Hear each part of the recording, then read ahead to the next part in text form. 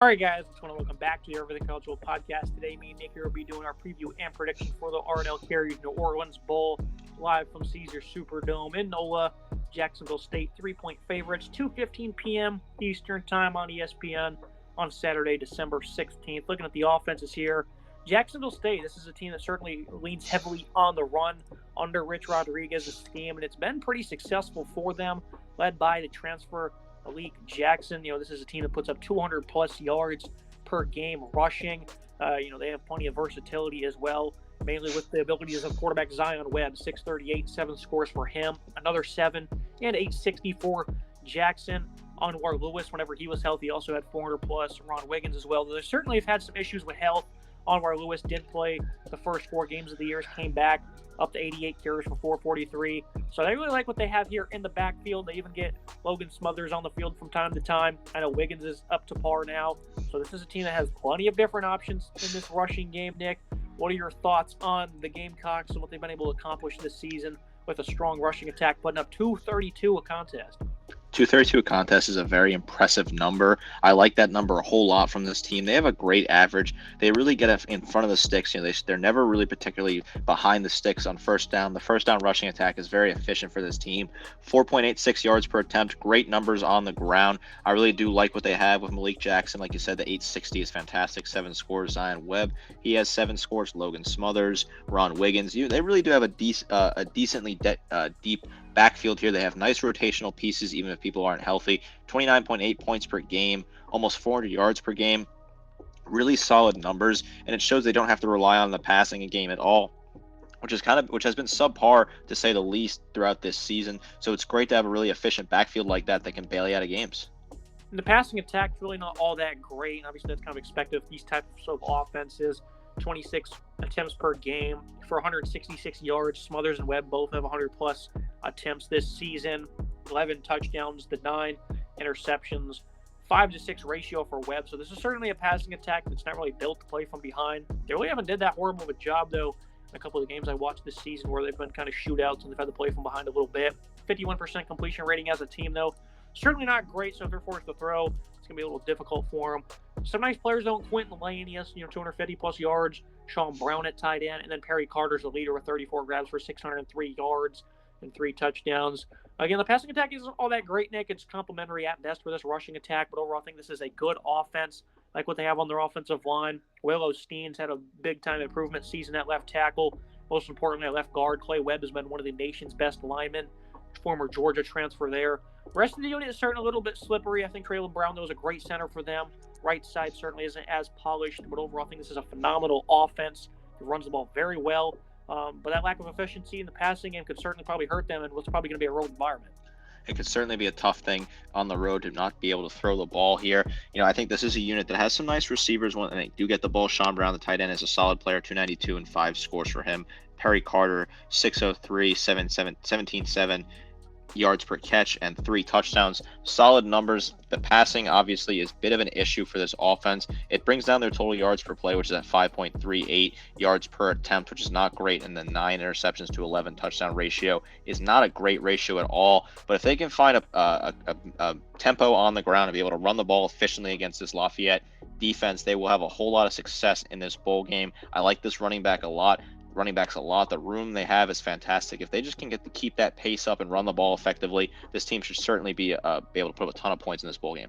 And of course, for the Raging Cajuns, quarterback Zion Chris, he got injured, and they've turned to more of a traditional pocket passer in Chandler Fields, who's been just great throwing the football. Their passing attacks really had a different spark. 71% completion rating for him, 7 touchdowns, 3 interceptions this year, 914 yards. A bulk of that coming over the last 3. They're 1-2 in those contests where they've been able to hang in there. Lost 2 of them, 2 of those by 1 score. And he certainly hasn't been all that bad for them, but they've certainly lost that dimension that Chris brought to them, his ability to run the ball. And they've certainly struggled a good bit over the last 4 games. They did put up 220 against ULM, but other than that, though, they're completely held in check on the ground. Jacob Cabote, he's certainly going to have to probably tote this by himself. 729, 7 touchdowns for him. Traylon Washington, 442 yards there as well. I think the loss for Chris, though, it's certainly going to be big. Washington didn't play in the last game, so you certainly want to monitor his status. But it seems like this team's identity was to run the football, Nick, in the post-Billy Napier era without their true freshman balanced quarterback. It doesn't appear that he's going to be playing in this game. So I think it's going to make things really tough on them. They're really going to have to probably be a one-dimensional unit. They are going to have to be a one-dimensional unit. Prior to the injuries for this team, this was a solid offense, 32.3 points per game, 5.05. Rushing yards per attempt, 6.27 yards per play.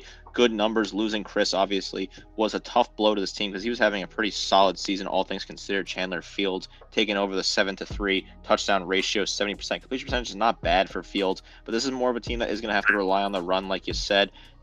Jacob Kadobi is a solid running back, 729, 5.77 scores. But outside of that, it kind of drops off very quickly. I'm not entirely sure if this offense will be able to keep up on the ground. The averages are solid throughout the year, right? 182.6 rush yards per game is a good number. But when you lose that passing vertical threat, it makes you very one-dimensional. It could really help out this Jacksonville State defense and kind of stuffing them and forcing them to make plays through the air, which could be a weakness for this offense. They do certainly have some good players in the receiving room, some veterans led by Jacob Bernard, 37 for 473. Peter LeBlanc's been around forever, 29 for 449. Neil Johnson, another 29 receptions there. I mean, they have 6 different guys here have 20-plus receptions with 200-plus yards and at least 1 touchdown. That's pretty good versatility from this passing attack. Sophomore Robert Williams, another one of those names. There's no real standout here, but they certainly have proven commodities at this position. I think that's certainly a beneficial thing for them. That they've been able to kind of keep their stride despite going down, with their running game. I think Fields, he might have a pretty solid outing in this game. I think Fields could have a solid outing. He's a very talented player for this offense. Jacob Bernard is a good wide receiver. They have a good player at 473 yards receiving and 1 score. Peter LeBlanc is another decent player with 15.5 yards per grab and 4 scores overall. This offense has some upside. They've been efficient this year. Losing their quarterback early in the year was certainly a problem. They're going to run the ball here a lot in this bowl game and hope they can find success on the ground against this Jacksonville State defense. They have a pretty solid offensive line of their own, especially at left guard. A.J. Gilly's been an elite pass blocker this season, hasn't cracked one bit. Nathan Thomas at his left tackle spot, very impressed with what he's been able to do this year. Landon Burton, very sound center. Their right side also isn't as polished. So the 2 very similar offensive lines here, led by a strong left guard. At the end of the day, who do you think has the nod on these offenses, Nick? Because it's, kind of one-dimensional by choice for Jacksonville State, while Louisiana, the Raging Cajuns here, kind of are forced to go away from what they want to, and I don't think they'll have as much balance. I think this is an offense that doesn't have as much balance. This is the Raging Cajun offense. I think Jacksonville State has a better offensive opportunity here with a better rushing attack. These teams are both one-dimensional, and I'm going to back the team that has the better of those one dimensions, and that's going to be Jacksonville State for me. You look at the Gamecock defense that's really gotten them here. It's been stout all season long, 20.3 points per game allowed. They've been very sound in the trenches, only giving up 113 yards per contest, led by defensive lineman Chris Hardy, 56 tackles, 16 TFL, 8.5 sacks. He's been a phenomenal player the past couple seasons for them, and this, improvement in competition hasn't hurt him at all. Kamari Stevens as well up front, Jeff Marks, some veteran players, Devin Barwin as well. I mean, these are guys, nobody's transferring from this team, Nick. These guys have all bought into what Rich Rod has here. I think they're very excited for this bowl game. Jalen Swain, the edge rusher. They have pretty good depth here. I think they're pretty happy with the size for the competition they're playing at the group of 5 level. Curly Young, another one who's a phenomenal tackler, a good run defender. Even if they were full health, I think it would have been a fun matchup, but now that they're not and they're going to be more one-dimensional, I think the Gamecocks here could absolutely eat up this rushing attack by Louisiana. They've been very stout over the past, month, really. They got gashed up against Liberty. Who hasn't? New Mexico State, they only had about 186 yards and almost 50 touches. Florida International, 31 yards on 40 carries. And even South Carolina, an FBS team, 89 yards on 38 touches. I mean, the efficiency here from their defense is outstanding. They're going to eat. This is certainly an efficient defense that is very solid all over the place. Like you said, these players have bought into what Rich Rodriguez is telling them, and selling when they made the jump up to the Power 5 or the Group of 5 level from the FCS level. This is a team that we thought they might struggle during the transition. They're playing great football, and it really relies on this defense that has been a very physical, solid unit. 20.3 points per game, 113 allowed per game on the ground, 2.8 yards per attempt rushing, 4.8 yards per attempt of total offense per play. This is a very solid defense, and it starts with the trenches with some solid players. Like you said, Chris Hardy, 56 total tackles, 16 tackles for loss, 8.5 sacks. Great numbers there. Quay Drake, 86 total tackles, 5.5 tackles for loss for him.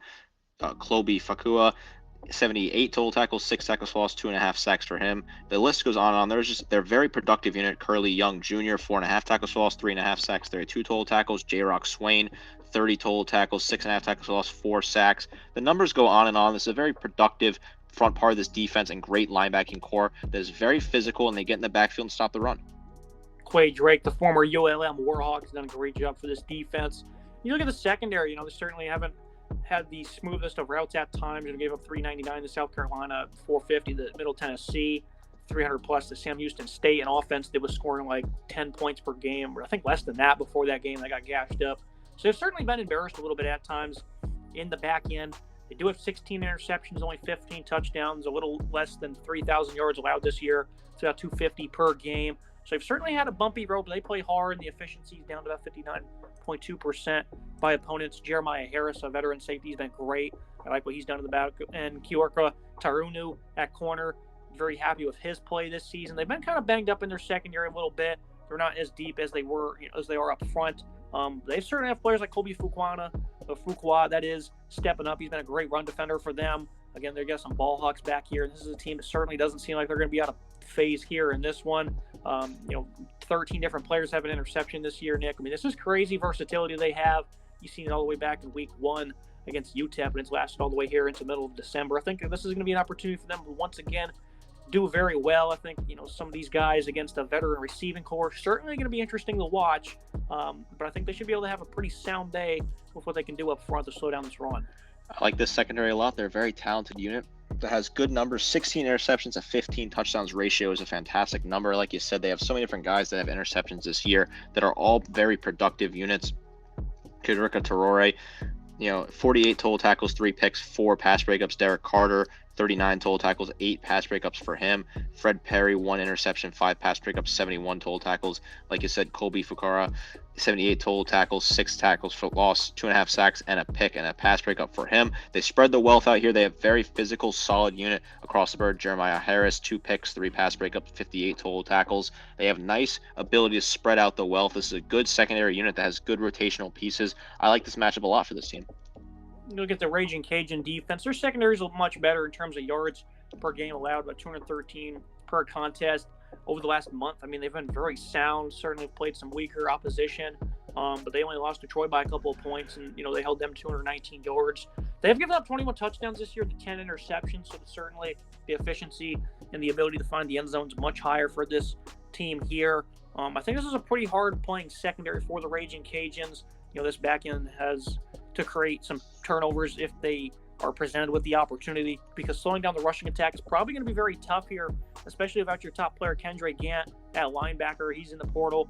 That's not great for them. Tyler Guidry, Antonio Bayless, some guys up front, Cameron Whitfield. These guys are going to be tasked with trying to replace some of that production. Gant, he led the team in TFL. Jordan Lawson's right behind him. Some of these guys up front, including Jasper Williams, they have some nice depth themselves. Casey Aussie, he's the team's top tackler, doesn't get into the backfield very often. They have some nice depth here, some nice leftover players from the Napier days. It appears the rushing defense, though, is a bit of a problem. They're giving about $160 per game on the ground. There's times where they've been completely torched. They've given up 200 yards on 4 different occasions this year. The last couple games against Troy and ULM, they still gave up about 150 in those games. The efficiency certainly isn't all that bad, 3.8 yards per carry. I think this is an opportunity, though, for Jacksonville State to probably tee off here. I think they're going to be a high-volume rushing attack, and that certainly has been a problem at times this year for Louisiana. They've never been really poor by any means, but I think you're going to see them be right in that 200 to 300-yard range in terms of rush yards allowed here in this game. Losing your star player in Keandre Grant and Gant, who is just a fantastic player in the backfield, is a huge loss. Casey Osaya, 77 total tackles, 2 tackles for loss. Really struggles getting in the backfield, but is a talented player. Jasper Williams, 66 total tackles, 4.5 tackles for loss, 2 sacks for him. Jordan Lawson, 17 total tackles, 8.5 tackles for loss, 7 sacks. Cameron Whitfield, 38 total tackles, 8 tackles for loss, 7 sacks. So there are some good production numbers. Tyler Guidry as well, 26 total tackles, 7.5 tackles for loss, 5 sacks. Good numbers there. This is a unit that has some nice production potential, but 28.2 points per game is not a great number. They're solid against the run, 3.85 yards per attempt allowed. So certainly a matchup to see is how this Jacksonville State rushing attack will do against a pretty solid Louisiana rushing defense. I do think that the Gamecocks do have the advantage in that regard, though. I do like this front seven for this Lafayette team, though. They are a physical unit. They have some nice guys that get in the backfield and create havoc. There's some nice defensive backs as well. Pedrick, Mensah, Keon Martin. These guys are really good corners. Tyrone Lewis at safety has been a good player for them as well. I feel like if they can force them to throw the ball, Tyree Skipper, another veteran safety, if they can force them to do that, I think they'll have a pretty good opportunity of winning this game. Jacksonville State, though, I think right now they have the edge on both sides of the ball. Final thoughts on the prediction, for JSU, got to be strong one final time versus the run, getting to short third down situations. UAL, they're like 115th nationally, their defense is in third downs. Limit JSU's run game as the passing attack is pretty iffy, and that field's cook. And I think if they can slow down that run game, they probably will win because I like what they have at cornerback mixed with the inability to throw the ball. Jacksonville State's a hard-playing team, though. They're incredibly stingy. They're going to be up for this opportunity. Louisiana Lafayette, they're certainly playing in front of a bit of a home crowd here. I don't think it's going to be exactly packed by any means, especially with it being on Christmas break and whatnot. I'm going to take Jackson State to win this game, only by 7, though. Again, I think they'll end up covering at the end of the day because I think